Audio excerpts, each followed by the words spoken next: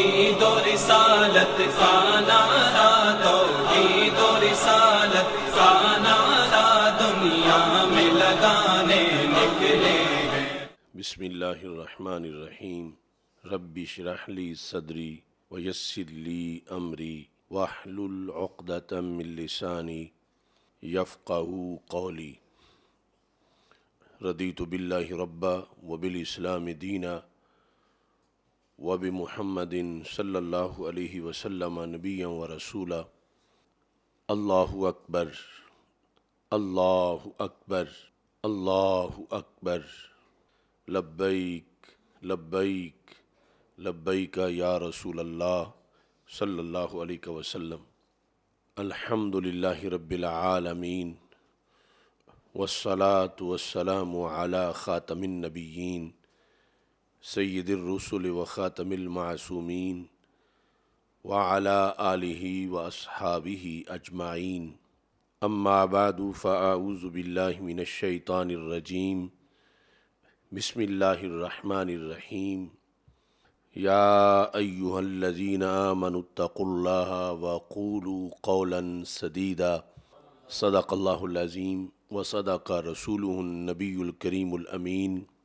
ان اللہ وملائکتہ یصلون علی النبی یا ایہا الذین آمنوا صلوا علیہ وسلموا تسلیما۔ الصلاۃ والسلام علیک یا سیدی یا رسول اللہ وعلی آلک واصحابک یا حبیب اللہ۔ الصلاۃ والسلام علیک یا سیدی یا خاتم النبیین وعلی آلک واصحابک یا سیدی یا خاتم المعصومین۔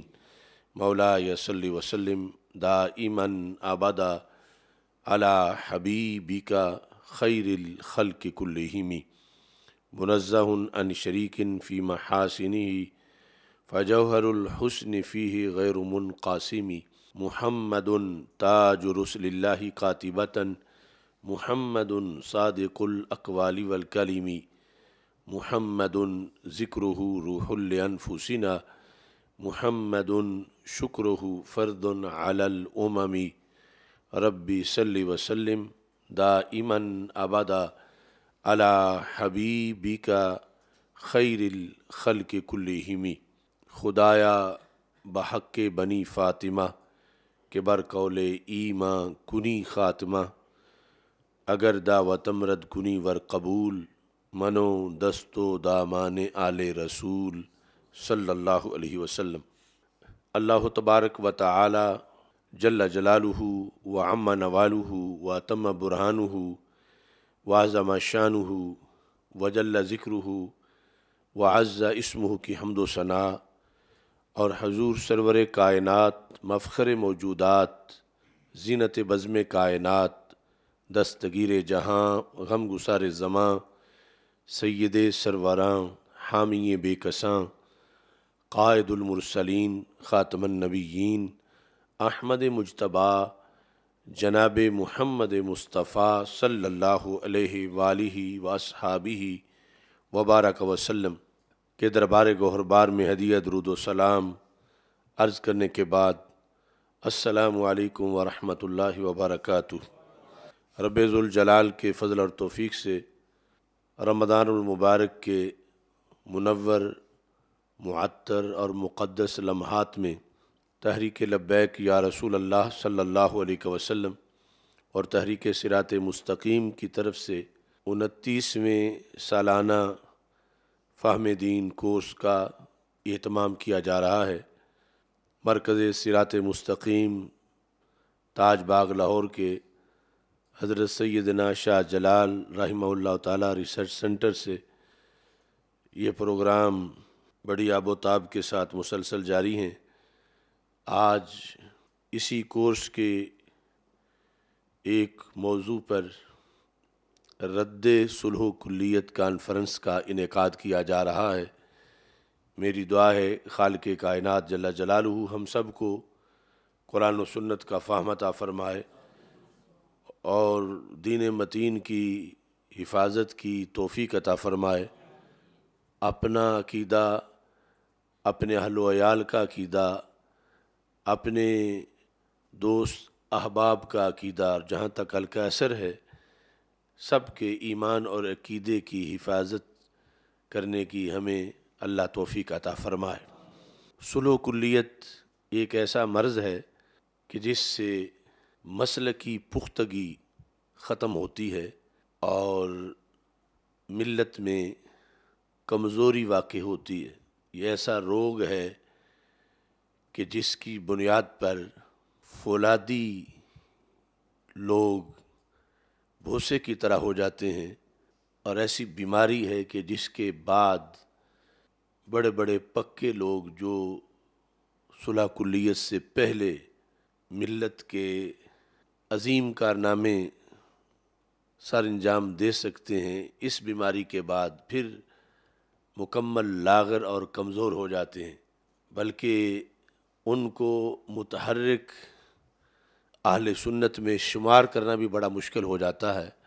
اس بنیاد پر ہم اس موضوع پر گاہے گاہے بیان کرتے رہتے ہیں، اور شروع سے ہی ہمارے اکابر کا یہ طریقہ ہے کہ انہوں نے اعتقادی پختگی فولادی انداز میں اس کا اہتمام کیا ہے۔ یہ یاد رکھیں کہ صلح و کلیت کی بیماری، اس کا بیماری ہونا صرف اہل سنت کے لیے ہے، باقی فرقے جو ہیں ان کے لیے یہ بیماری نہیں بلکہ یہ ان کی خاصیت ہے، یہ ان کی اصلیت ہے۔ گھی کے لیے ہے کہ وہ گھی ہی ہو، ناخالص نہ ہو۔ دودھ کے لیے ہے کہ دودھ خالص ہو، ناخالص نہ ہو۔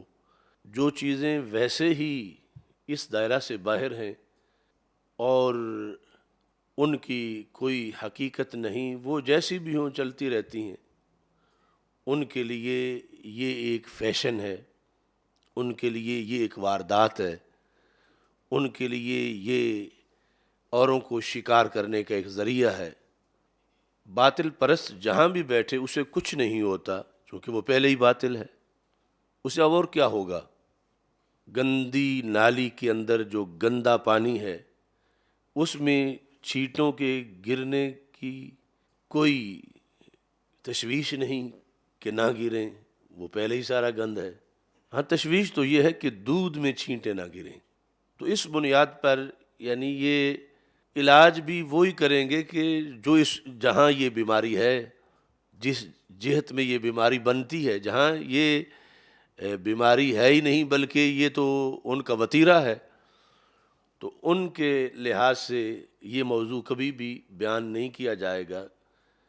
اور دودھ والوں کے لیے ہے کہ دودھ بچا کے رکھیں، کہ دودھ کا دودھ ہونا اس کا یہ تقاضا ہے کہ اس میں کوئی آمیزش نہ ہو۔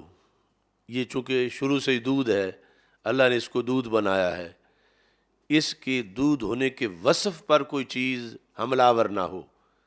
دودھ کی حفاظت جو کی جاتی ہے تو یہ دودھ کی بزدلی نہیں کہ پیشاب کو تو کوئی خطرہ نہیں، دودھ کو کیوں خطرہ ہے؟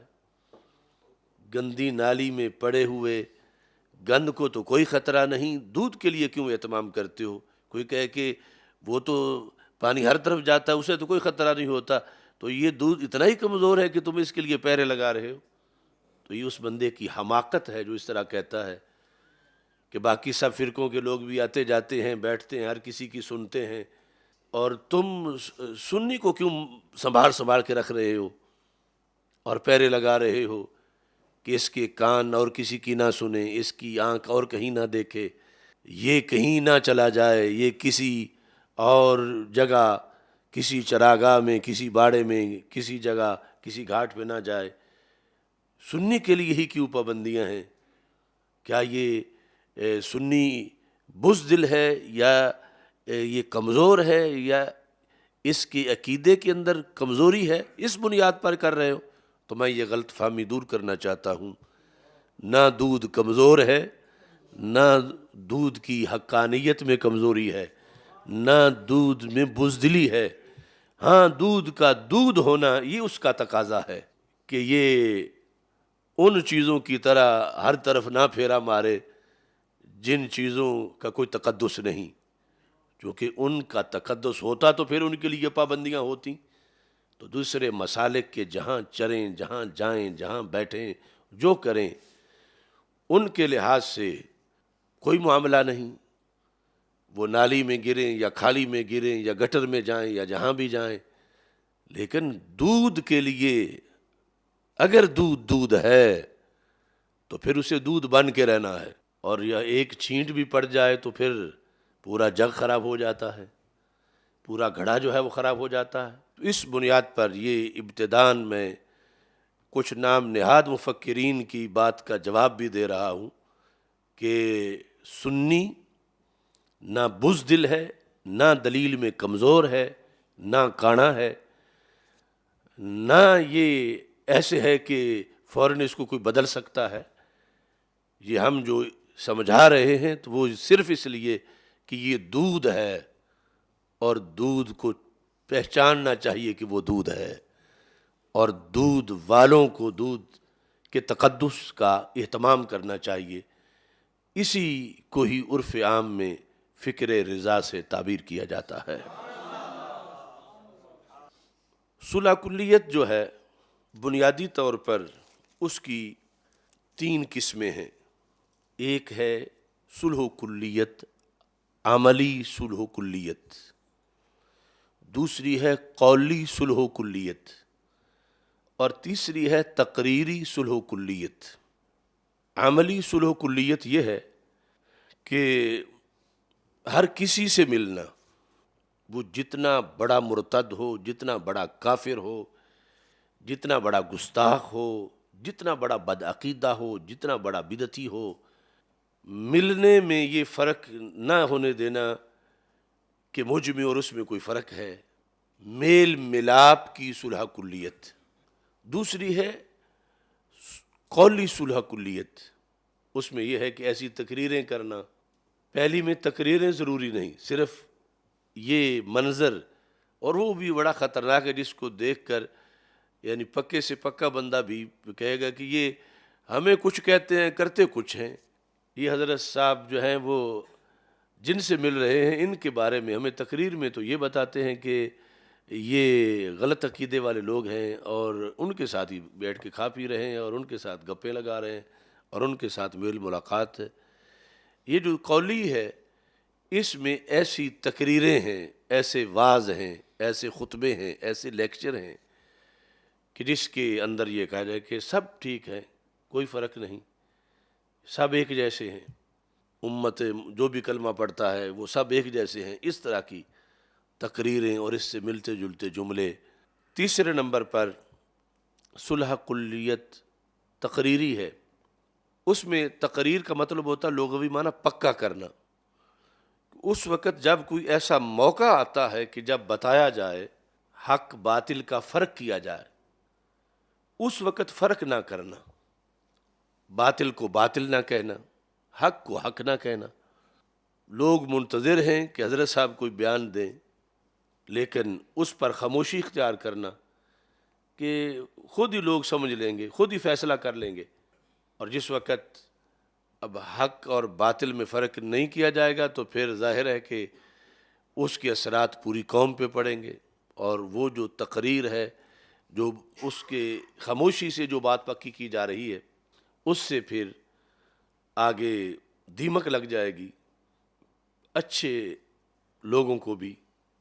ہمارے دین کے اندر ہمیں حکم ہے، جس طرح کہ میں نے خطبہ میں آیت کریمہ پڑھی، اللہ تعالیٰ ارشاد فرماتا ہے، یہ 22ویں پارے میں سورہ احزاب کے اندر، یا ایھا الذین آمنوا اتقوا اللہ، اے لوگو جو ایمان لائے ہو۔ ایمان والوں کو حکم ہے، ایک تو یہ ہے کہ اللہ سے ڈرو، وقولوا قولا سدیدا، اور دوسرے نمبر پر بات سیدھی کرو، سیدھی بات کہو۔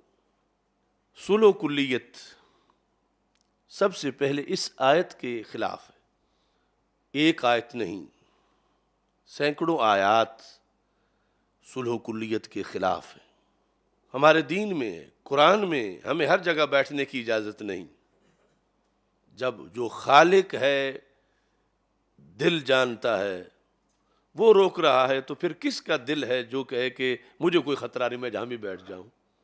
جب رب ذوالجلال بیٹھنے سے روکتا ہے تو پھر اسے تو پتہ ہے نا کہ دل مل جاتے ہیں، اور نہ چاہتے ہوئے بھی دل جو ہے وہ دل سے متاثر ہو جاتا ہے۔ تو اللہ تعالیٰ فرماتا ہے فَلَا تَقْعُدْ بَعْدَ الذِّكْرَى مَعَ الْقَوْمِ الظَّالِمِينَ، تو یاد آنے پر ظالموں کے پاس نہ بیٹھ، یا جب ایک بار نصیحت کر دی گئی فَلَا تَقْعُدْ، نہ بیٹھو۔ تو اللہ کے احکام ہیں، کہیں ہے یہ چیز نہ کھاؤ، نہی، کہیں یہ نہی ہے یہ چیز نہ دیکھو، کہیں یہ چیز ہے کہ یہ چیز نہ سنو، اور یہ قرآن کہتا ہے کہ کچھ جگہیں ایسی ہیں وہاں نہ بیٹھو۔ اب اللہ کہتا ہے نہ بیٹھو، صلح کلی کہتا ہے ہر جگہ بیٹھو۔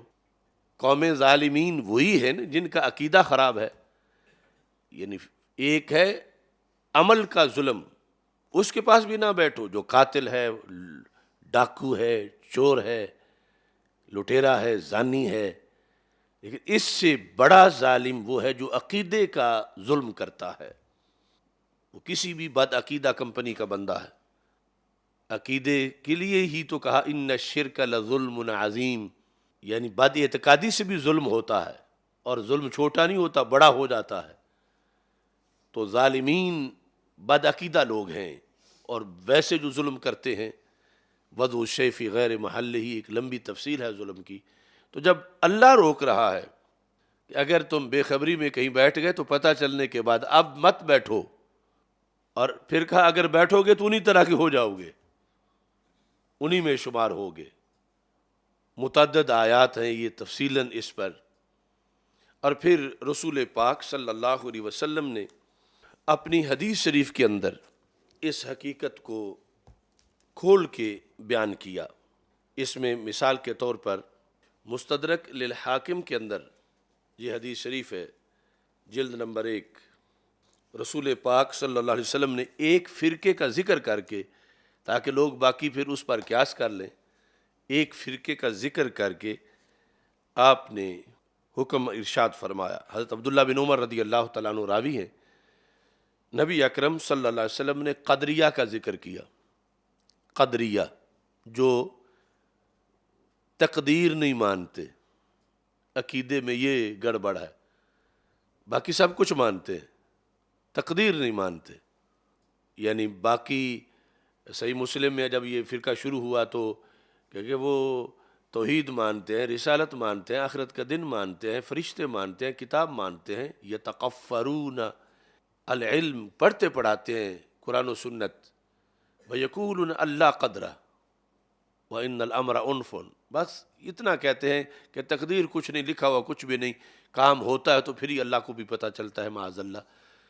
تو یہ صورتحال رسول پاک صلی اللہ علیہ وسلم نے فرمایا القدریۃ مجوس هذه الامہ، فرمایا قدری اس امت کے مجوسی ہیں۔ ایک تو ویسے مجوسی ہیں، اس امت کے جو مجوسی ہیں وہ کون ہیں؟ قدری ہیں، تقدیر کے منکر۔ تو مسلمانوں کو ان کے ساتھ کیا رویہ رکھنا چاہیے؟ یہ ایک فرقے کی بحث۔ تو رسول پاک صلی اللہ علیہ وسلم نے فرمایا ان ماردو فلا تعودوہم، اگر ان میں سے کوئی بندہ بیمار ہو جائے تو ان کی عیادت مت کرو۔ یعنی یہ بھی دین ہے، یہ شہادت گاہ الفت میں قدم رکھنا ہے۔ لوگ آسان سمجھتے ہیں مسلمان ہونا، یعنی یہاں اپنی مرضی سے نہ کھا سکتے ہیں، اپنی مرضی سے نہ پی سکتے ہیں، اپنی مرضی سے نہ کہیں جا سکتے ہیں، یہاں شریعت سے پوچھ کے جانا ہے کہ کس کی عیادت کرنی ہے، کس کی نہیں کرنی، کہاں جانا ہے، کہاں نہیں جانا۔ اب یہ صلح کلیت تو پورے دین سے ٹکر لے رہی ہے۔ سرکار فرما رہے ہیں کہ یہ قدریہ اس امت کے مجوسی ہیں، اگر ان میں سے کوئی بیمار ہو جائے تو اس کی عیادت نہیں کرنی۔ اور آج کا صلح کلی خطیب یا لیڈر کیا کہہ رہا ہے کہ کوئی حرج نہیں، تمہارا اپنا دین ہے، اس کا اپنا دین ہے، تم جاؤ بیٹھو۔ اب یہ کس کے خلاف بغاوت کر رہے ہیں یہ لوگ؟ رسول پاک صلی اللہ علیہ وسلم فرما رہے ہیں ام مردوا فلا تعودوہم، اگر یہ مر جائے اس طرح کا کوئی ایسے عقیدے والا، یعنی ہر بر عقیدہ کے لحاظ سے، فلا تعودوہم، اگر بیمار ہو تو عیادت نہ کرو، وَإِن ماتوا فلا تشہدوہم، اگر ان میں سے کوئی مر جائے تو وہاں حاضر بھی نہ ہو، یعنی جنازہ کے لیے نہ جاؤ، اور ظاہر ہے کہ باقی کاموں سے بھی اس کے لیے بچو۔ یہ جو تعزیت ہوتی ہے، اس کا مطلب ہوتا ہے کہ یہ کسی سے جا کر اظہار کرنا کہ تمہارے اوپر جو یہ مصیبت آئی اللہ اس کا تمہیں اجر دے، تو پھر اجر تو وہاں ہوتا ہے کہ جہاں کوئی ایسا گیا ہو کہ جس کے جانے کی وجہ سے اجر کی امید ہو۔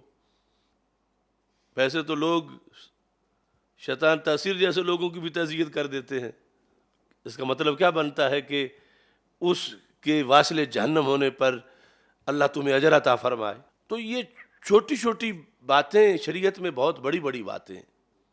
تو ہمارے آقا صلی اللہ علیہ وسلم نے فرمایا وَإِن مَاتُوا فَلَا تَشْهَدُوهُمْ، اگر ان میں سے کوئی مر جائے تو پھر تم اس کا جنازہ نہ پڑھو، وہاں نہ جاؤ۔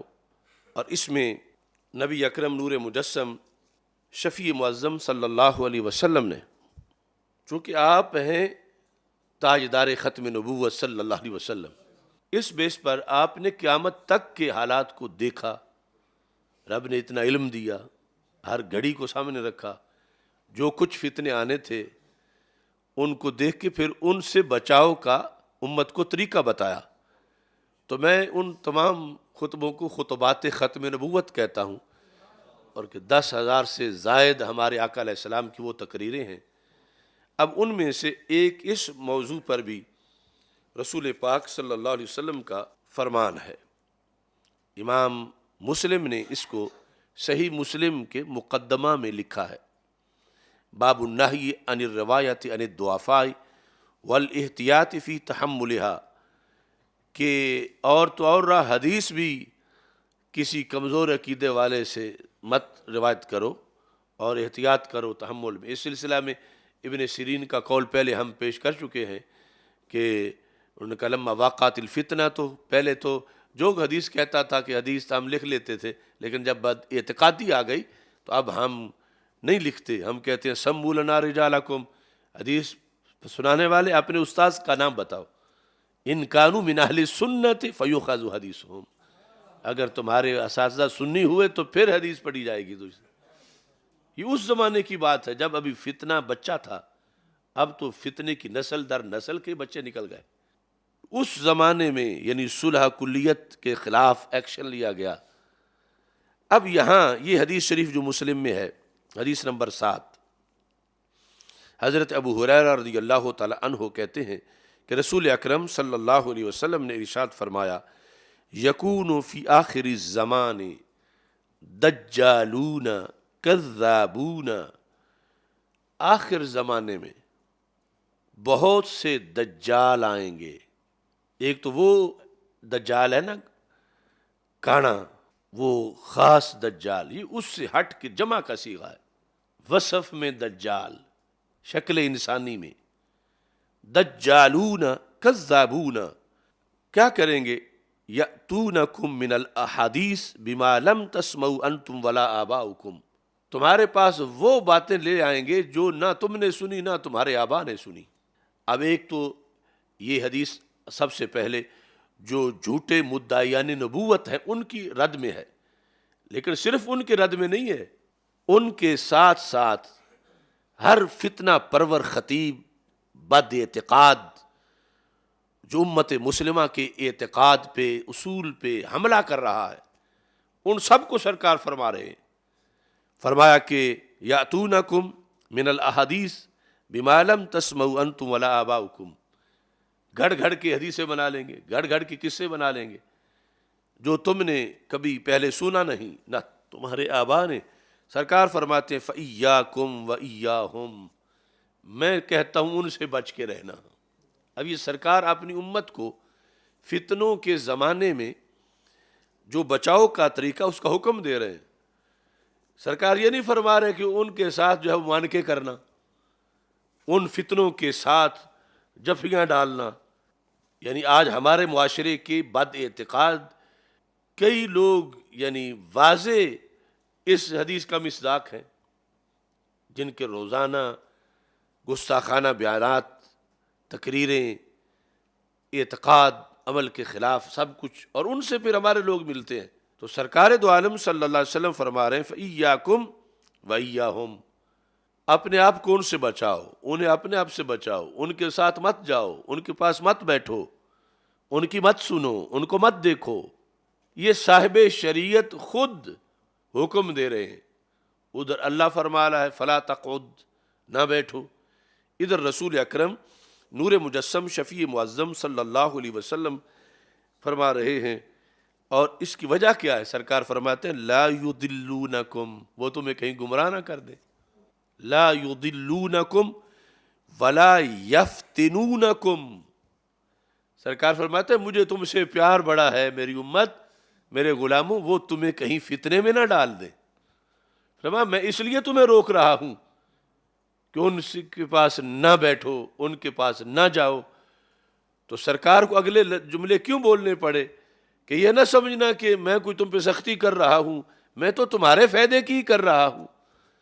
اگر بیٹھو گے تو گمراہ ہو جاؤ گے، اگر بیٹھے ہوگے تو پھر فتنے میں پڑ جاؤ گے. تو میں چاہتا ہوں کہ تم گمراہ نہ ہو، اور میں چاہتا ہوں کہ تم فتنے میں نہ پڑو. تو پھر ایسے لوگوں سے بچ کے رہو. اب سرکار دو عالم نور مجسم شفیع معظم صلی اللہ علیہ وسلم مسلسل یہ حکم دے رہے ہیں، اور آج کا صلح کلی وہ اس کے خلاف ترغیب دے رہا ہے، اور ترغیب میں ہمیں کوستا ہے کہ یہ تنگ نظر مولوی ہیں جو یہ باتیں کرتے ہیں، اس طرح کی کوئی مسئلہ ہی نہیں ہے. اب وہ مخالفت ہماری تو نہیں کر رہا، وہ تو جن کا کلمہ پڑا ان کی کر رہا ہے. وہ اپنی اللہ کے خلاف بول رہا ہے، وہ رسول اللہ صلی اللہ علیہ وسلم کے خلاف بول رہا ہے. سرکار دو عالم نور مجسم شفیع معظم صلی اللہ علیہ وسلم نے یہ حکم دیا کہ بچ کے رہو، بچ کے رہو، بچ کے رہو. اور سامنے کی بات ہے، جو نہیں بچا بیٹھنے تک اجازت دی تو پھر آہستہ آہستہ اغوا ہوا، اور شیطان نے یوں اٹھایا کہ پھر واپس پلٹ کے نہ آیا. اس واسطے نبی اکرم نور مجسم شفیع معظم صلی اللہ علیہ وسلم کے یہ فرامین ہمیں یہ سبق دیتے ہیں کہ صلح کلیت سے بچا جائے، اور بڑی سختی کے ساتھ بچا جائے. اور اس میں کوئی ایک حدیث نہیں، بہت زیادہ احادیث موجود ہیں. اب ایک حدیث جس پر پھر اعلی حضرت فاضل بریلوی رحمۃ اللہ علیہ نے فتاوی رضویہ شریف میں بحث بھی کی، یہ جلد نمبر 11 ہے. اس کے اندر آپ نے یہ ارشاد فرمایا 372 صفحے پر. اس حدیث کے کافی ماخذ ہیں. آپ فرماتے ہیں کہ رسول اکرم صلی اللہ علیہ وسلم نے بد مذہبوں کی نسبت فرمایا ولا تواکلوہم ولا تشاربوہم، یعنی ان کے ساتھ کھانا نہ کھاؤ اور پانی نہ پیو. ولا تناکحوہم، اور بیاہ شادی نہ کرو. اور پھر اس پر حضرت شاہ عبدالعزیز محدث دہلوی کی تفسیر سے یہ نقل کیا ہر کے بابیداتیاں ان سو دوستی پیدا کند نور ایمان و حلاوت آن از و برگیرن. جو شخص بد عقیدہ لوگوں سے دوستی اور پیار کرتا ہے اس سے نور ایمان سلب ہو جاتا ہے. تو ہمیں اپنا ایمان بچانے کے لیے، چونکہ ایمان جو ہے وہ سب سے قیمتی چیز ہے، اور پھر اللہ تعالیٰ کو راضی کرنے کے لیے، اللہ کے رسول صلی اللہ علیہ وسلم کو راضی کرنے کے لیے معاشرے کے اندر پایا جانے والا یہ جو ناسور ہے، اس کا ڈٹ کے مقابلہ کرنا چاہیے. اب صلح کلیت کیا ہوتی ہے؟ مثال کے طور پر چلو عقیدے کے مسئلے سے ہٹ کر ایک بات کرتے ہیں. معاشرے میں دو فرقے بن گئے ہیں. ایک کہتا ہے کہ آسمان اوپر ہے، زمین نیچے ہے، اور دوسرا کہتا ہے نہیں، زمین اوپر ہے، آسمان نیچے ہے. اب یہ دو دھڑے ہیں. جو یہ کہتے ہیں کہ زمین اوپر ہے، آسمان نیچے ہے، وہ بھی کافی بندے ہیں مثال کے طور پر، اور یہ جو عقائد کا ہمارا جن سے اختلاف ہے وہ اس اختلاف سے بڑا اختلاف ہے، جو زمین کو اوپر کہہ رہا ہو اور آسمان کو نیچے کہہ رہا ہو۔ اب جب یہ اس طرح صورتحال بن گئی تو کچھ لوگ تشویش میں ہیں، پوچھنے آ گئے حضرت صاحب سے کہ یہ کہہ رہے ہیں کہ زمین اوپر ہے آسمان نیچے ہے، یہ لوگ سچے ہیں یا جھوٹے ہیں؟ یا وہ جو کہتے ہیں کہ آسمان اوپر ہے زمین نیچے ہے، وہ سچے ہیں یا جھوٹے ہیں؟ اب صلح کلیت کیا ہے؟ اب جملہ سن کے آپ نے اپنے معاشرے کے سارے ان لوگوں کو دیکھنا ہے، ان کی تقریریں جو مسلک میں ڈنڈی مارتے ہیں۔ ایک جواب، یہ جو کہتے ہیں کہ آسمان اوپر ہے اور زمین نیچے ہے یہ سچے ہیں، لیکن جو کہتے ہیں کہ آسمان نیچے ہے اور زمین اوپر ہے جھوٹے وہ بھی نہیں۔ یہ جواب ایک۔ دوسرا، اس مقام پر آ کر یہ کہنا کہ نو کمنٹس، میں نہیں جواب دوں گا۔ وہ بار بار پوچھ رہے ہیں کہ بتاؤ کہ یہ جو طبقہ ہے یہ کہ جو کہہ رہا ہے کہ آسمان نیچے ہے زمین اوپر ہے، یہ نہیں، میں ایسی باتوں میں نہیں پڑتا۔ یہ صلح کلیت ہے آج کی۔ کتنے پیر، کتنے لیڈر، کتنے خطیب اپنا لقمہ بچانے کے لیے منہ میں گھنگھنیاں ڈال کے بیٹھ جاتے ہیں، یا پھر ایک مجلس میں ایک بات کرتے ہیں دوسری میں دوسری کرتے ہیں۔ اب اس کو اگر کوئی بندہ کہے کہ ہم اعتدال پر ہیں تو یہ تو اس کا دوہرا ظلم ہے، اپنے غلط کام کو پھر وہ نیکی کا رنگ دے رہا ہے، یا یہ کہے کہ یہ ہم ایسی سختیوں میں نہیں پڑتے بس، یا یہ کہ ہم متنازع نہیں بننا چاہتے اس لیے میں نہیں جواب دوں گا۔ دیکھو نا یہ صورتحال کتنی واضح ہے کہ زمین نیچے ہے آسمان اوپر ہے، یہ بول نہیں رہے۔ کیوں کہ اگر بولوں گا تو ایک پارٹی تو پوری وہ ہے کہ جو مان رہی ہے کہ زمین اوپر ہے، تو میرے ہاتھ کیسے چومیں گے، وہ مجھے جلسے میں کیسے بلائیں گے، مجھ سے نکاح کیسے پڑھوائیں گے، میری دعوت وہ کیسے کریں گے، میرے ماننے والوں کو وہ اپنی مسجدوں میں امام کیسے رکھیں گے، میرا سلسلہ کیسے چلے گا؟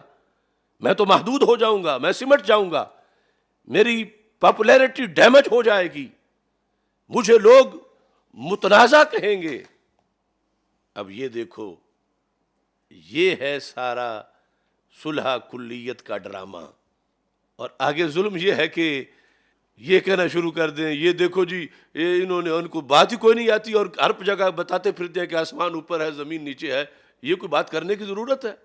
پھر حق پرستوں کو یہ تانے بھی دیں گے اپنا لقمہ بچانے کے لیے، اور پھر الٹا یہ کہیں گے کہ یہ معاشرے میں کچھ فسادی لوگ ہیں، ان کی روٹی تب چلتی ہے جب اختلافی بات کریں۔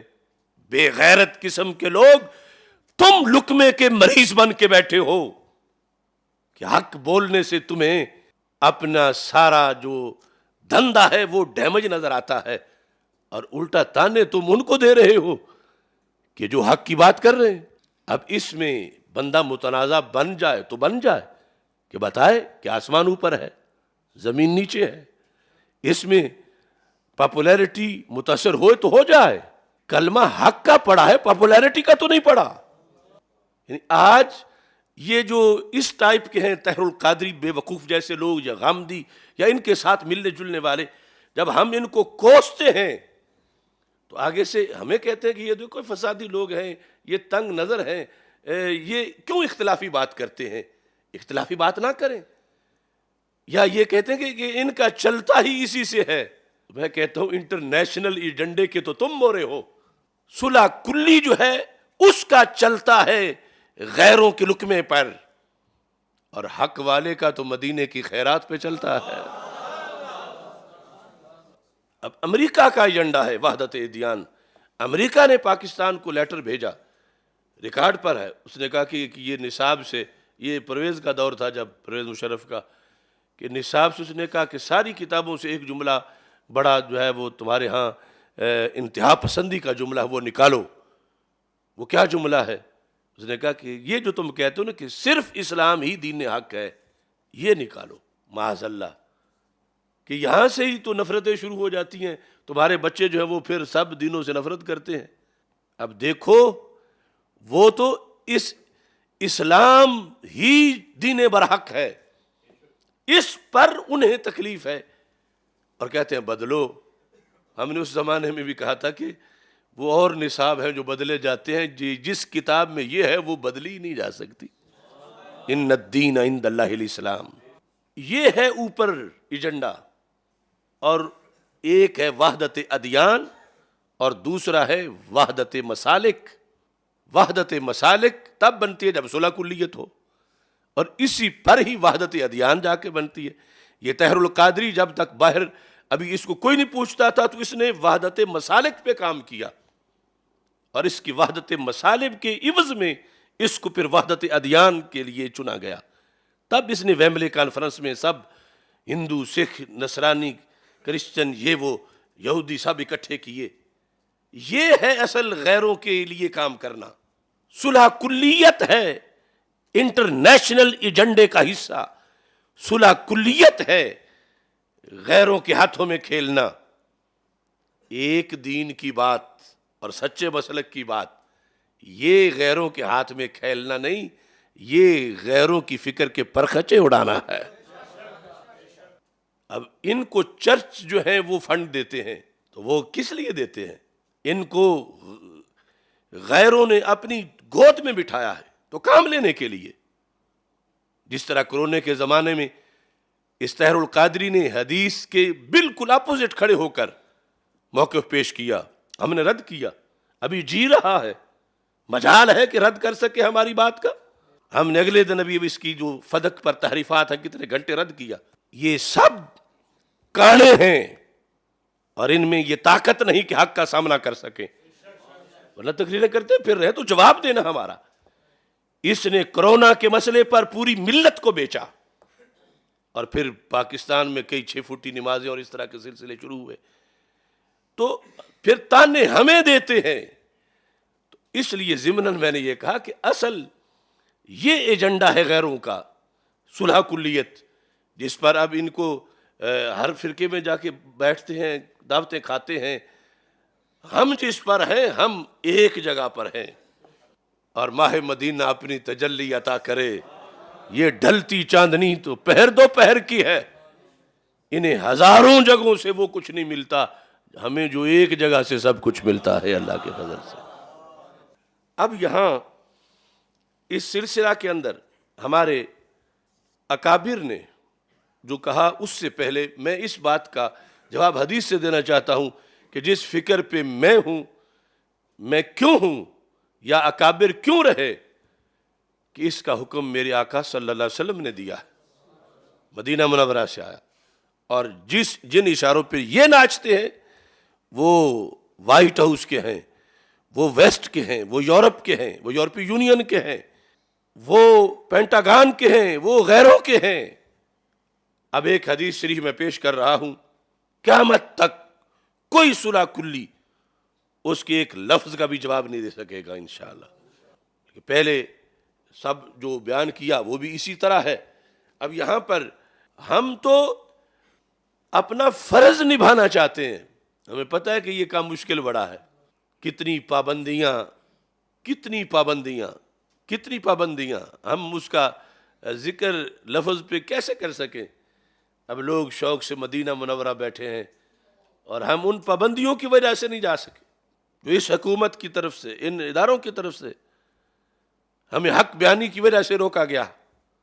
اب یہ دیکھیں حدیث شریف میں رسول پاک صلی اللہ علیہ وسلم کا فرمان حدیث کی سینکڑوں کتابوں کے اندر موجود ہے۔ شرح مصابیح السنہ جلد نمبر 1، اس کی حدیث نمبر 190، اور یہ پھر خطبات ختم نبوت سے ہے۔ میرے آقا صلی اللہ علیہ وسلم نے مستقبل کی خبر دی، يحمل هذا العلم من كل خلف عدوله، فرمایا کہ مستقبل میں قیامت تک ہر نئی جنریشن میں میرے دین کے متوالے ضرور ہوں گے۔ کبھی بھی میرا دین اس کی سرزمین بنجر نہیں ہوگی، پانج نہیں ہوگی کہ اس دین کا نام لینے والی کوئی نہ ہو۔ یہ سرکار خبر دے کے گئے لہذا جو کوئی جتنا زور لگا لے یہ مٹ جائیں گے، نہ مٹا ہے نہ مٹے گا کبھی چرچا تیرا۔ یحمل ھذا العلم من کل خلف، یہ لفظ خلف ہے، لام پہ فتح پڑھنا ہے، کیونکہ یہ ساری تقریریں آگے رائج ہونی ہوتی ہیں، تو خلف اور خلف میں زمین و آسمان کا فرق ہے۔ اگر لام ساکن پڑھیں تو پھر وہ ہوتا ہے جو نااہل کسی کا خلیفہ بن جائے، اور اگر متحرک پڑھیں خلف تو پھر وہ جو اہل ہو اور کسی کا خلیفہ بن جائے۔ تو سرکار فرماتے ہیں من کل خلف، کہ جو بھی اسلاف میں سے اس لائق ہوں گے کہ وہ خلیفہ بنے، خلف، یحمل ھذا العلم من کل خلف، ہر نئی جنریشن میں اس علم، اپنے علم کی طرف اشارہ کیا، اپنے دین، اپنی شریعت کی طرف، عدولہ، جو عادل ہوں گے، عدول عادل کی جمع، یہ ایک لمبی بات ہے کہ فکری بھی عادل ہوں گے، عملی بھی عادل ہوں گے، اعتقادی بھی عادل ہوں گے، فعلی بھی عادل ہوں گے۔ یعنی مطلقاً پڑھنے کو سرکار نے نہیں لیا، پڑھا ہوا ہوگا اور ساتھ سنی بھی ہوگا، کیونکہ جو عقیدے میں ڈنڈی مارے گا تو پھر عادل کیسے ہوگا؟ وہ توحید کا عقیدہ ہو، رسالت کا عقیدہ ہو، اہل بیت اطہار رضی اللہ تعالیٰ عنہم کے بارے میں ہو، صحابہ کرام رضی اللہ تعالیٰ عنہم کے بارے میں ہو، ولایت کے بارے میں ہو، ان سب میں وہ صحیح العقیدہ ہوگا۔ یہ شرط بھی ہمارے آقا علیہ السلام نے ساتھ لگائی کہ میرے ہر دور میں ایسے وارث پیدا ہوں گے۔ اب آج کے موضوع کے لحاظ سے اگلے الفاظ ہیں، وہ وارث کیا کریں گے؟ یعنی ایک ہے ان کا پڑھے ہوئے ہونا، ایک ہے پڑھ کے پھر ڈیوٹی دینا۔ یعنی صرف ان کا علامت الدہر ہونا کافی نہیں ہے، صرف ان کا نابغہ روزگار ہونا کافی نہیں ہے، صرف ان کا بہت بڑا بحر العلوم ہونا کافی نہیں ہے، بلکہ سرکار دو عالم صلی اللہ علیہ وسلم نے فرمایا کہ یہ سب کچھ ہوتے ہوئے، صحیح عقیدہ ہوتے ہوئے، جو میرا وارث ہر دور میں جو ہوں گے میرے ورثاء، وہ تین کام کریں گے، اور وہ تینوں کام ہیں صلح کلیت کا رد کرنا۔ تو ہم تو کرتے ہیں کہ سرکار نے ڈیوٹی لگائی ہے کہ پڑھنا ہے جس نے، پڑھ کے پھر آگے ڈیوٹی دینی ہے، اور ڈیوٹی دینی اس طرح نہیں ہے کہ جو پوچھتے ہیں کہ آسمان اوپر ہے یا آسمان نیچے ہے تو آگے سے یہ بولے ہی نہیں، اور معاشرے میں غلط نظریات جو ہیں وہ پھیل رہے ہوں۔ اب کوئی پوچھے یا نہ پوچھے، اس کا تو اپنا حق ہے کہ جب دیکھے کہ دنیا جو ہے وہ آسمان کو نیچے مان رہی ہے، حالانکہ آسمان اونچے اوپر ہے، تو یہ بول پڑے۔ تو ہمارے آقا صلی اللہ علیہ وسلم نے تین ڈیوٹیاں لگائیں، تین ڈیوٹیاں، اور یہ ڈیوٹیاں وقت کے مجدد سب سے پہلے کرتے ہیں اور پھر ان کے ماننے والے کرتے ہیں۔ تو ہم چونکہ مجددین کے کارکنان ہیں، تو مجددوں نے اپنے اپنے زمانے میں یہ کام کیا تو ہم ان کے کارکن ہیں، تو سرکار دو عالم صلی اللہ علیہ وسلم کا حکم ہے، اس لیے ہم یہ کام کرتے ہیں۔ تو ہم رد صلح کلیت، صرف یہ کانفرنس نہیں، ہمارے جتنے سیمینار ہیں، جتنی کانفرنسیں ہیں، جتنے فہم دین کورس ہیں، ان سب میں وہ اس ڈیوٹی کا تقاضا ہے جو ڈیوٹی رسول پاک صلی اللہ علیہ وسلم نے ہر زمانے میں اپنی ملت میں بننے والے علماء کی لگائی۔ کیا؟ سب سے پہلے فرمایا ینفون عنہ تحریف الغالین، ہر زمانے میں جو میرے ورثاء ہوں گے وہ دین سے، ینفون عنہ، یہ ضمیر کا مرجع دین ہے، دین سے کاٹ کے سائڈ پہ کریں گے۔ کس چیز کو؟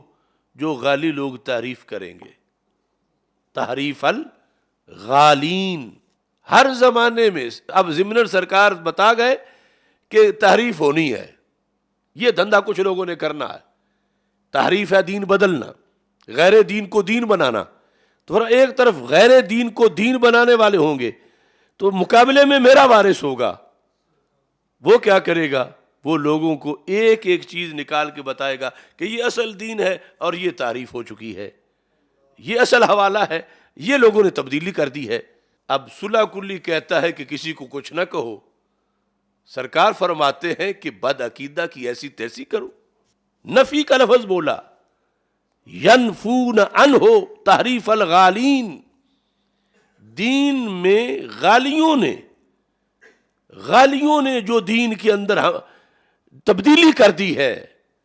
فرمایا میرا جو وارث ہے وہ ایک تو اس کا کام تھا کہ پڑھے، پورا صلاحیت حاصل کرے، لیکن اس کے بعد چھٹی نہیں ہے. اب کام تو بھی شروع ہوا ہے کہ اس نے اپنے معاشرے میں غالی لوگوں کی تحریف کا بدلہ لینا ہے. تو اسے پھر باخبر ہونا پڑے گا، اسے ہر غالی کا پتہ کرنا پڑے گا، اسے غالیوں کی لسٹ بنانی پڑے گی، اس کو پھر غالیوں کا تعاقب کرنا پڑے گا. ہر غالی نے جو غلو کیا ہے اس کی ڈیوٹی سرکار لگا رہے ہیں.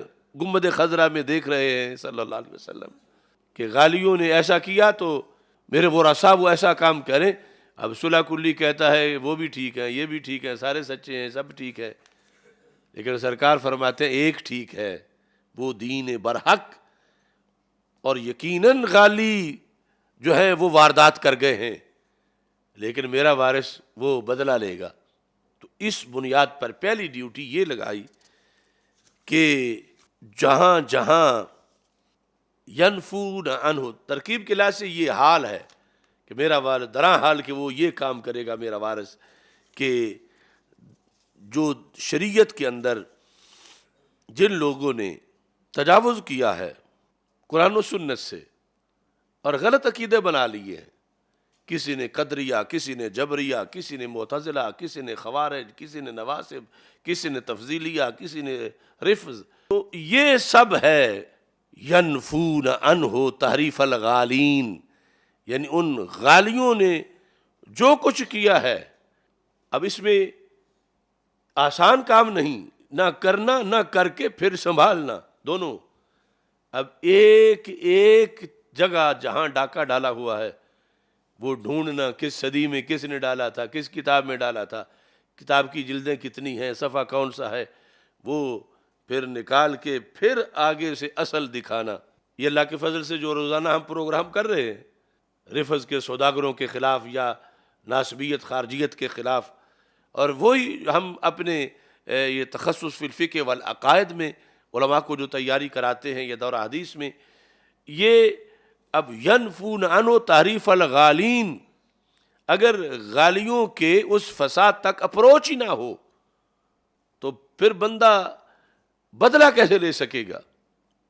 تو اس بنیاد پر پہلے پھر صرف اپنا دین ہی نہیں، ان کا بھی سب کچھ پڑھنا پڑے گا، ڈھونڈنا پڑے گا، اور پھر اس کا رد کرنا پڑے گا کہ اصل دین تو یہ ہے اور انہوں نے یہ کر دیا اس طرح. اور ساتھ رسول پاک صلی اللہ علیہ وسلم فرماتے ہیں وانتحال المبتلین، یہ مبتلین والا دوسرا حملہ ہے. یہ رسول پاک صلی اللہ علیہ وسلم دیکھ رہے تھے آپ کی آنکھ کہ ایسا ہوگا، مبتل بھی ہوں گے، غالی بھی ہوں گے. اور تیسرے نمبر پر جاہلین کا ذکر کیا کہ میرا وارث جو ہے وہ سب سے پہلے وہ غالی لوگوں کی تحریف کا قلع کما کرے گا، تحریف کا بدلہ لے گا، حقیقی دین لوگوں کو بتائے گا.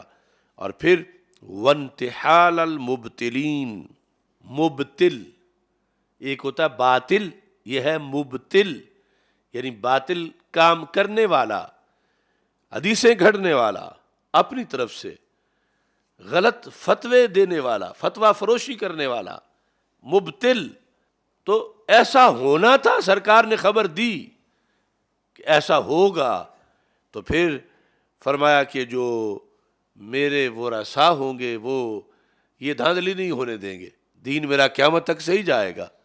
اور دھاندلی تب رکے گی جب صلح کلیت نہیں ہوگی. صلح کلیت کا تو مطلب ہے کہ جو کوئی کرتا کرتا پھرے، لکڑ ہضم، پتھر ہضم، سب ٹھیک ہے. لیکن سرکار فرماتا ہے سب ٹھیک نہیں ہے. میرے دین میں جن لوگوں نے تعریف کی، میرے غلام اس تعریف کا بدلہ لیں گے. اور جن لوگوں نے باطل پرستی سے انتحال کیا، انتحال المبتلین یعنی ہیلہ سازی کی باطل پرستوں نے، فرمایا ان کے خلاف بھی میرے وارث جہاں وہ کھڑے ہوں گے، وہ صلح کلی نہیں بنیں گے کہ دین کے علماء ربانی بھی ٹھیک ہیں، ادھر باطل پرست بھی ٹھیک ہے، یہ بھی ٹھیک ہے، وہ غالی بھی ٹھیک ہے. ایسا نہیں ہوگا، بدلہ لیں گے. تیسرے نمبر پر وَتَأْوِيلَ الْجَاهِلِينَ، یہ اب متن کے لفظ ہیں. يَنْفُونَ عَنْهُ تحریف الغالین وانتحال المبتلین وتأویل الجاہلین. فرمایا جو میرے کارکن ہوں گے اس زمانے میں جب ایسا انتشار امت میں آئے گا کہ کہیں تعریف ہو رہی ہے، کہیں باطل پرستی سے ہیلہ سازی ہو رہی ہے، اور کہیں جاہل لوگ تعویلیں کر رہے ہیں. یہ تین بڑے شعبے ہیں دین پر حملوں کے، اور یہ اندرونی سطح سے ہیں سارے. غالی بھی کلمہ پڑھتا ہے، ہیلہ ساز بھی کلمہ پڑھتا ہے، اور جاہل بھی کلمہ پڑھتا ہے، اور کلمہ پڑھ کے اسلام کی چھتری کے نیچے ہیں اور حملہ بھی کر رہے ہیں. اور ادھر لوگ کہتے ہیں کہ کسی کو کچھ نہ کہو. سرکار فرماتے ہیں کہ ان سے بدلہ لو. تاویل الجاہلین، تاویل الجاہلین. تیری نظر خارزار شب میں گلاب تحریر کر چکی تھی، اجاڑ نیندوں کے خواب میں انقلاب تحریر کر چکی تھی. میرے ذہن کے فلک پہ جو سوال چمکے تو میں نے دیکھا، تیرے زمانے کی خاک ان کے جواب تحریر کر چکی تھی. تاویل الجاہلین، یہ ساری کیٹیگریز ہیں. تحریف الغالین، یہ ہے علماء سو، سارے بد عقیدہ. اور اسی کے اندر وہ حکمران جو دین بدل کے اپنا بنا کے پیش کرتے ہیں. اور انتحال المبتلین، ہیلہ ساز ہیں طاہر القادری جیسے، غامدی جیسے. اور تاویل الجاہلین، یہ ہے ان پڑھ سجادہ نشین، جو تقاضا یہ کرتے ہیں کہ جو ہم کہیں وہی دین مانا جائے. ویسے ان پڑھ ہونا اتنا جرم نہیں. ان پڑھ ہو کے پھر یہ ڈیمانڈ کرنا کہ میں ہوں حضرت صاحب، میں ہوں سجادہ نشین، میں جو کہہ رہا ہوں فلاں آیت کا وہ مطلب مانو، میں جو کہہ رہا ہوں فلاں حدیث ویسے سمجھو. تو سرکار نے فرمایا معاف ان کو بھی نہیں کرنا. تاویل الجاہلین، کہ جو ہیں جاہل اور پھر تعویل کر رہے ہیں دین میں. اب پہنچو نا اصل جن گراس روٹس کی میں بات کر رہا ہوں. اب یہاں ضروری نہیں کہ وہ مسلک سے باہر کے لوگ ہوں، جاہل ہونا شرط ہے یہاں خرابی کے لیے، کہ جاہل ہونے کی وجہ سے خرابی کر رہے ہیں. پڑھ نہیں سکے تو کم از کم پڑھے ہوئوں کی بات ہی مان لیں. خود پڑھ نہیں سکے تو پھر کم از کم چپ تو بیٹھیں. پھر شریعت میں بگاڑ کیوں پیدا کرتے ہیں؟ پھر گدیوں پہ بیٹھ کے قرآن و سنت کے خلاف کیوں بولتے ہیں؟ اور پھر جو غلط تعویلیں کرتے ہیں ان کو منوانے پہ کیوں مصر ہیں؟ اب ایک سروے کر لو ساری گدیوں کا جو پڑے ہوئے ہیں اور حق بیان کر رہے ہیں، ان کو کروڑوں سلام. اور جو کم از کم چپ بیٹھے ہیں وہ بھی تو چلو عافیت میں ہے، لیکن وہ جو نہ اصول پڑھے ہیں نہ فروع پڑھے ہیں، بس 2 اور 2 4 پڑھے ہوئے ہیں، چند جملے اردو کے پڑھے ہیں، 10 جملے انگلش کے پڑھے ہیں، یا وہ بھی نہیں پڑھے ہوئے. اور آج وہ کہتے ہیں کہ عقیدے کی شرح ہم کریں گے، فقہ کی فتوے ہم دیں گے. یعنی جو جب دین میں ضرورت پڑ جاتی ہے تو ہمارا بولا ہوا مانا جائے. کیوں؟ ہمارے 10 لاکھ مرید ہیں. وہ مرید ہونا اور بات ہے، حق جاننا اور بات ہے. کسی ایسے عظیم مرد کی گدی پہ بیٹھنا کہ جس کے ہزاروں لاکھوں مرید ہوں، یہ اور بات ہے. اور حق جاننا اور بیان کرنا یہ اور بات ہے. اور رسول پاک صلی اللہ علیہ وسلم نے فرمایا کہ جاہل کا بھی بدلہ لینا ہے اس کی ایسی غلط تعویلوں کا. اب میرے آقا علیہ السلام نے تو اپنے وارث کو ہر طرف ہی ٹکرا دیا. اب وہ وارث کیسا ہے جو کہتا ہے میری سب سے صلح. کوئی صلح کلیوں کی آخری پدی یا آخری ہاتھی مجھے اس بات کا جواب دے کہ جو کچی لسی بنا کے وہ بیٹھے ہوئے ہیں وہ اس حدیث پہ عمل کیسے کر سکیں گے؟ جو آستانے میں بیٹھ کے دین بگاڑ رہا ہے اس کو بھی سلام. جو مدرسہ میں بیٹھ کے دین بگاڑ رہا ہے اس کو بھی سلام، جو کوئی تنظیم بنا کے دین بگاڑ رہا ہے اس کو بھی سلام، جو حکومت کے اندر بیٹھ کے بگاڑ رہا ہے اس کو بھی سلام، جو باہر بیٹھ کے بگاڑ رہا ہے اس کو بھی سلام، جو ملک میں بگاڑ رہا ہے اس کو بھی سلام، جو بیرون ملک کافروں کی گود میں بیٹھ کے بگاڑ رہا ہے دین اس کو بھی سلام۔ تو پھر یہ چیز کس چیز کا وارث ہے؟ اگر اس نے سب سے صلح کر کے بیٹھنا ہے تو پھر سرکار نے تو ڈیوٹی اور لگائی ہے۔ یہ کیسے اپنے آپ کو نائب رسول صلی اللہ علیہ وسلم اور وارث رسول صلی اللہ علیہ وسلم اور سرکار کے منبر اور محراب کا وارث قرار دے رہا ہے؟ سرکار دو عالم صلی اللہ علیہ وسلم نے یہ ڈیوٹیاں لگائی ہیں، یہ کہتی ہیں کہ صلح کلیت کا آپریشن کرو، یہ کہتے ہیں کہ صلح کلیت کا جنازہ نکالو، اور صلح کلیت کے جو سور میں ہیں ان کو نکیل ڈالو کہ یہ دین کی فصلیں اجاڑ رہے ہیں صرف اپنی دوستیاں نبھانے کے لیے، صرف یہ چند لقموں کے لیے۔ بعض مسجدوں کی کمیٹیوں کے بندے خود سنی ہوتے ہیں لیکن ان کے رشتہ دار غلط عقیدے والے ہوتے ہیں، تو وہ خطیب کو مجبور کرتے ہیں نہیں چونکہ وہ ہمارے رشتہ دار ہیں۔ بعض کے کاروباری پارٹنر ایسے ہوتے ہیں، پھر کچھ پیروں کے داماد بہنوئی خود ایسے، ارے یہ شہادت گاہ الفت میں قدم رکھنا ہے۔ لوگ آسان سمجھتے ہیں مسلمان ہونا، یہ بیان کرنے والے پہ پھر یہ پدیاں صلح کلیت کی تانے دیتی ہیں کہ یہ اپنا دھندا چلانے کے لیے کر رہے ہیں۔ بے غیرتوں، یہ سرکار کے فرمان پہ عمل کر رہے ہیں، دھندے تم چلا رہے ہو، کبھی کسی کی پلیٹیں چاٹتے ہو، کبھی کسی کے کندھوں پہ جا بیٹھتے ہو، کسی کی گود میں، اور آج لے ان کی پناہ، آج مدد مانگ ان سے، کل نہ مانیں گے قیامت کو اگر مان گیا۔ کہ رسول پاک صلی اللہ علیہ وسلم یہ ڈیوٹی لگا کے گئے ہیں، اور ادھر یہ کام مشکل بڑا ہے، اور مشکل کام کو نہ کرنے والا اگر نہ کر سکے تو کم از کم بک بک تو نہ کرے۔ پھر یہ مثالیں دیتے رہتے ہیں کہ ہم یوں کر لیتے ہیں، کہ ایک آپریشن ہوتا ہے، ایک شعاؤں سے ہوتا ہے، اور ایک جو ہے وہ آلات سے ہوتا ہے۔ ارے جب شعاع سے ہو ہی نہ سکے، آلات سے ہی ہوتا ہو تو پھر آلات والا بھی کرنا پڑتا ہے۔ صورتحال ہے نا، دیکھیں نا، اب دین کی حفاظت مقدم ہے، دین کی حفاظت مقدم ہے۔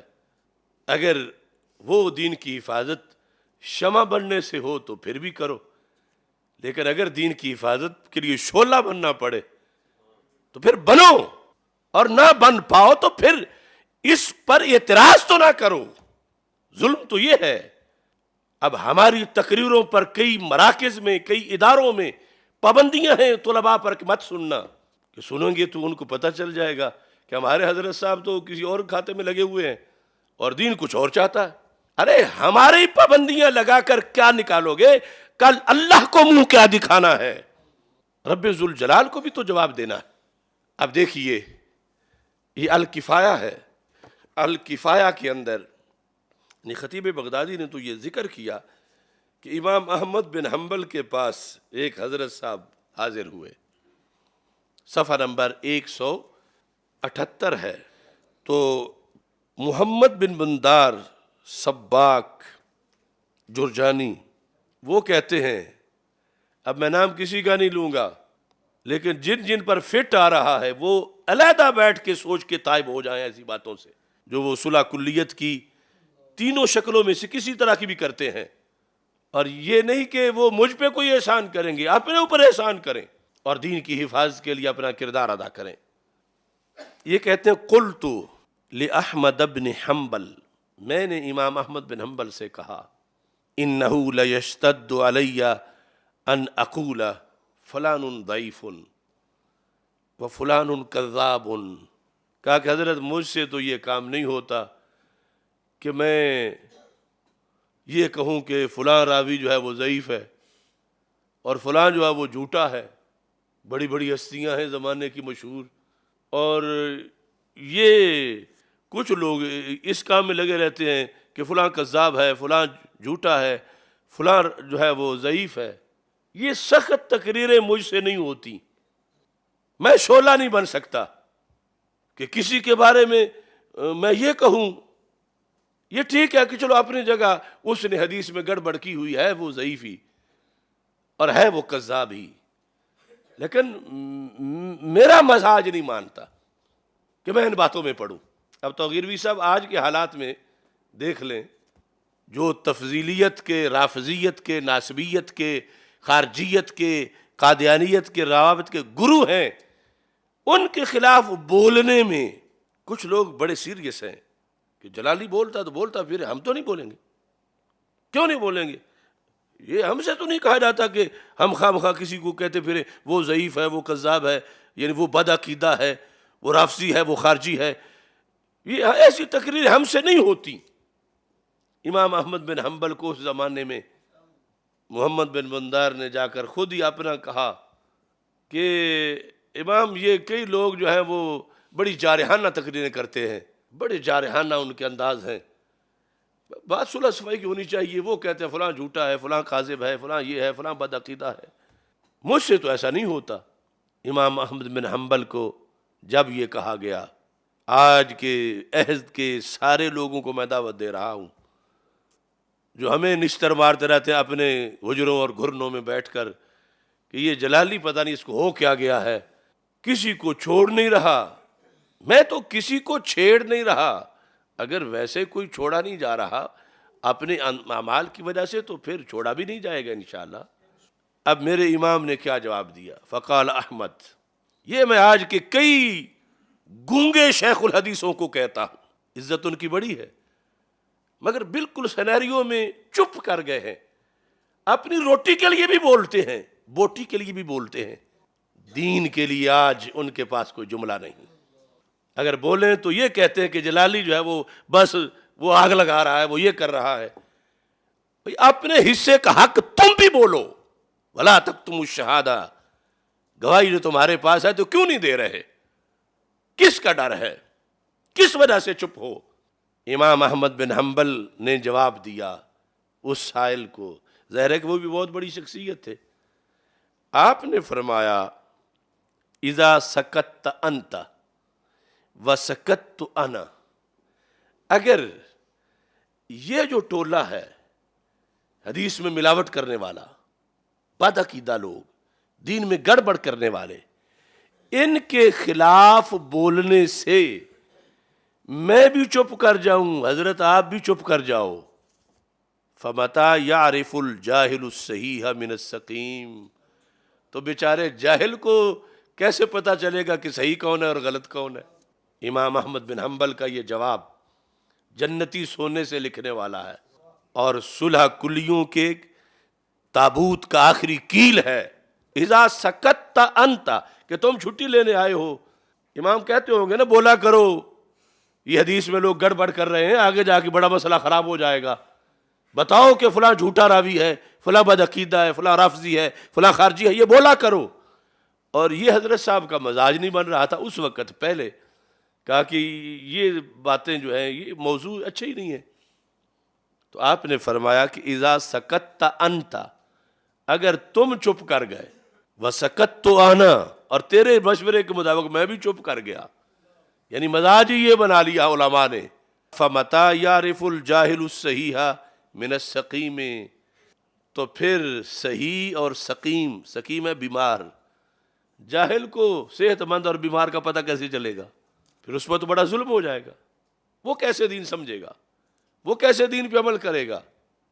امام احمد بن حنبل نے کھری کھری سنا دی، اور یہ پالیسی مت سوچنا، معمولی سی دور کی بوتھی صلح کلیت کی اس جملے میں امام احمد بن حنبل نے فوراً رد کر دیا، کہا کہ ایسی سوچ مت رکھو، شمع بننا ہے شمع بنو، شعلہ بننا ہے شعلہ بنو، شعاؤں سے کرنا ہے شعاؤں سے کرو، اور اگر چیر پھاڑ کرنی ہے آلات سے، لوہے سے، چھریوں سے، تو وہ بھی کرو۔ یعنی فکری طور پر یہ سب مسئلہ تو اس چیز کا ہے، ہم کسی کو نہ جنگ پہ اکسا رہے ہیں، نہ کسی کو ہم دہشت گردی پہ لگا رہے ہیں، مگر قولوا قولا سدیدا سے کیوں روکا جا رہا ہے لوگوں کو، اور کیوں نہیں اس پہ عمل کیا جا رہا؟ یا ایھا الذین آمنوا اتقوا اللہ وقولوا قولا سدیدا، جب کہا جائے کہ اوپر مان لو آسمان پھر بھی ٹھیک ہے، نیچے مان لو پھر بھی، تو یہ قول سدید ہوگا۔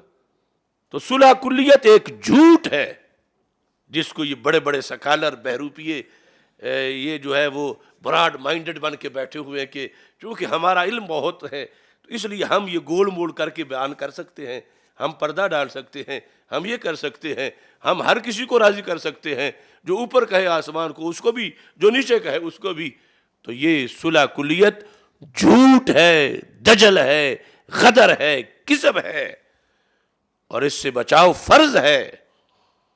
اس لیے امام احمد بن حنبل نے یہ ارشاد فرمایا کہ دین اگر بچانا ہے حضرت صاحب تو پھر یہ کہنا پڑے گا کہ فلاں ضعیف ہے، بنا ہوا بڑا حضرت ہے لیکن ہے ضعیف، عقیدے کا ضعیف ہے، یا ہے کذاب، حدیثیں اس نے گھڑی ہوئی ہیں، یہ کہنا پڑے گا۔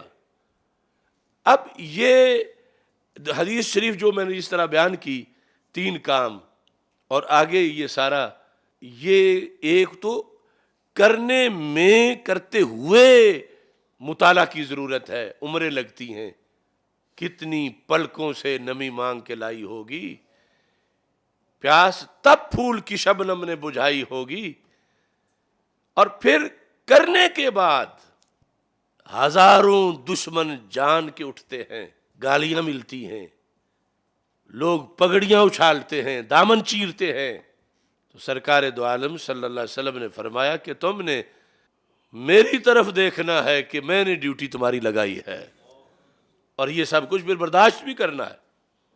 اب جب غالیوں کی تعریف کا بدلہ لوگے، جب مبتل باطل پرستوں کی ہیلہ سازی کا بدلہ لوگے سرکار صلی اللہ علیہ وسلم کے کہنے پر، جب جاہلوں کی تعویل کا بدلہ لوگے، تو سلام کرنے والوں میں تو کمی آئے گی، ہاتھ چومنے والوں میں کمی آئے گی، نذرانہ دینے والوں میں کمی آئے گی، مرید بننے والوں میں کمی آئے گی، پیچھے نماز پڑھنے والوں میں بھی کمی آئے گی۔